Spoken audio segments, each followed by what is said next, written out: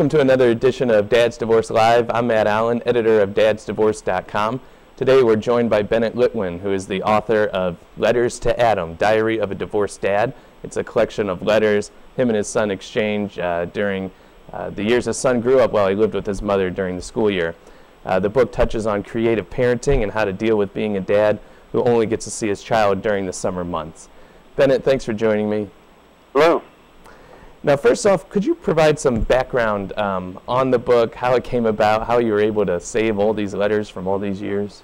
Adam saved all the letters I wrote him, and the book is primarily my letters to him. Mm-hmm. And this is before email and internet and all that. He's 30 years old now, and he's a good man.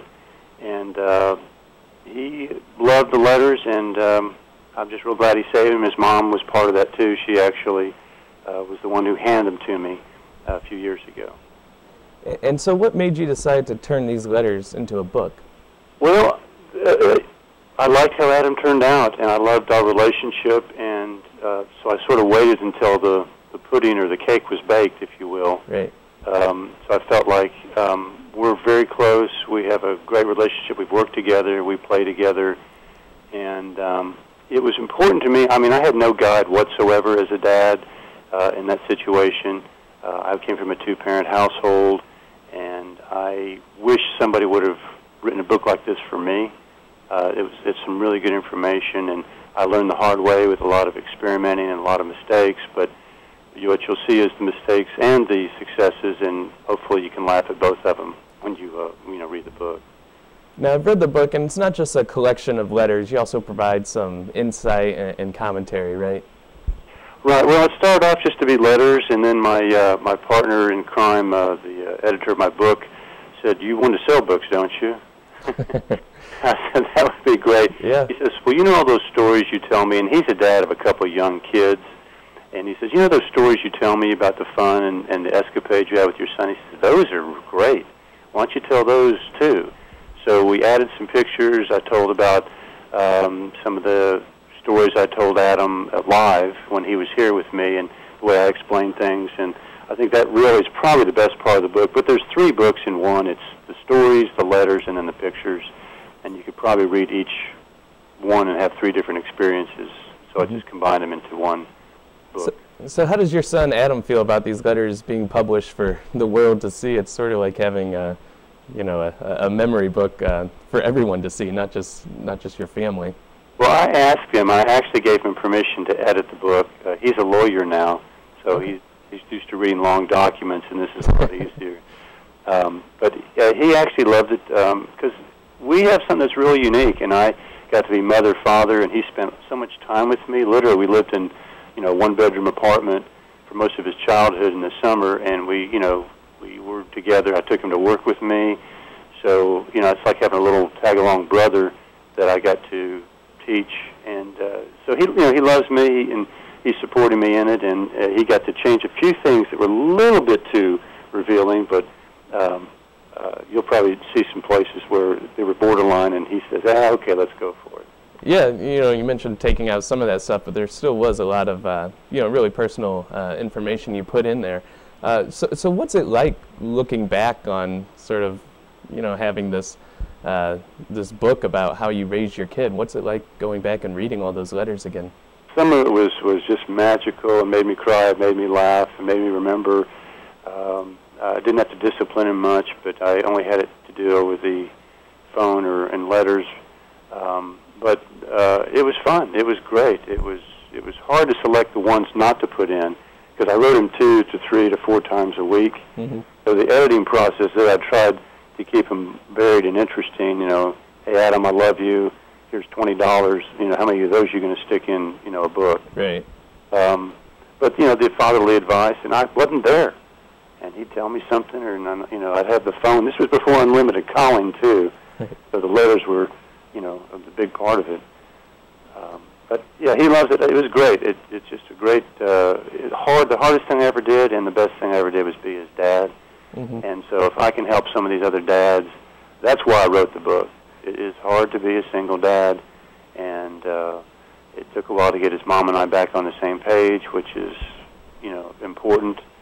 as much as you blame her and she's probably not your favorite person in the world, you'd still be married to her. Mm-hmm. Well, let's talk about, you mentioned it's hard being a single dad. It's probably even harder being a single dad who only gets to see your son 2 or 3 months out of the year. So what are the challenges that situation brings, whether it's discipline or whatever? Missing him and missing, not knowing what's going on day to day. Yeah. And just wanting to make sure your son is safe and he gets the right affection and direction. And the uncertainty. That was the big tears early on in the divorce process. Was I'm not going to get to raise my son, and so my commitment was I'm going to raise my son as best as I can. I just think the airports, dropping him off and picking him up, and the time in between, and that's a tough time. So how'd you deal with, in the 2 to 3 months he'd spend with you over the summer? I mean, I was reading the book, it sounded like sort of a kid's fairy tale. I mean, you're constantly going to amusement parks or games or eating out at restaurants. How do you deal with being a dad, when that discipline comes in, that you're not just the dad who's always going to be, the fun-loving guy? Well, we talked, after I made a armistice with my ex-wife, we had our peace accord was I asked her what he did during the school year. Was he good? Was he bad? Did he study? Did he get in trouble?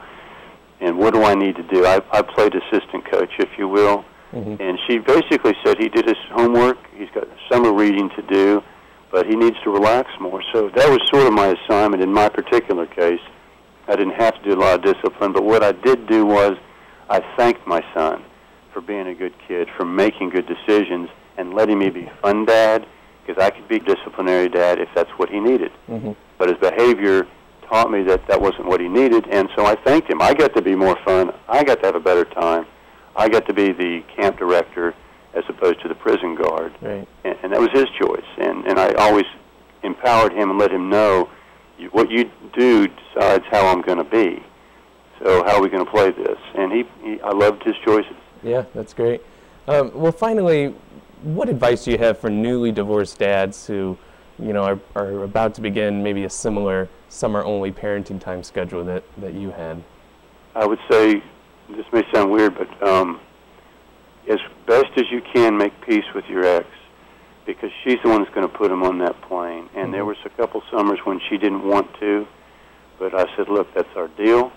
That's what we're going to do. And then when you have your son or your daughter or however many you have with you, I did the old Bill Walsh script as many plays as I could at the beginning of the game. Sure. I literally had a script for the first 3 or 4 days. We're going to get from the airport. We're going to the Ranger game. We're going to have dinner at, get some enchiladas if that's his favorite meal that summer. The next day we're going to, go to work with me or whatever, but we're going to go putt-putt, see the grandparents. So script whatever your deal is, script it, and then have some spontaneity about what they want to do. And sometimes it was hanging out in the apartment just eating Tombstone pizzas and watching the Ranger game. Yeah. And having time. But really be with your son. I mean, be with your kids. Don't be distracted. And the best thing I can give you, if any advice at all, is teach your kids to be present. That means when they're with you, be with you. When they're at school, be at school. And they'll always be more able to have a good time and learn because they're present wherever they are. Don't worry about your mom when you're with me. Don't worry about me when you're with your mom. Be present. Well, it's a great book, and all those points you mentioned, they're made in the book, so I encourage anyone, looking to find more advice on how to deal with being a summer-only parenting time type of dad to pick it up. Well, Bennett, thanks again for joining us. I appreciate it. Thank you, Matt. Appreciate the time. That was Bennett Litwin. He is the author of Letters to Adam, Diary of a Divorced Dad. That'll do it for this edition of Dad's Divorce Live. I'm Matt Allen, editor of DadsDivorce.com.